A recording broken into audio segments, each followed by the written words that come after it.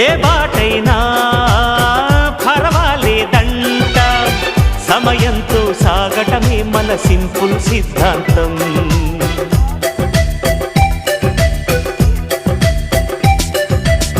చిరుగాలికి పరిమళమిచ్చే సిరిమల్లెల వనమై ఉందాం, గగనాన్ని నేలను కలిపే హరివిల్లుల బంతెన అవుదాం.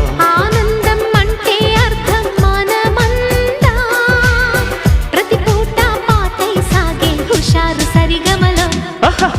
ఎన్నో ఎన్నో రాగాలుండే సంగీతం కాదా, చల్లకి నవ్వుల కేరింత.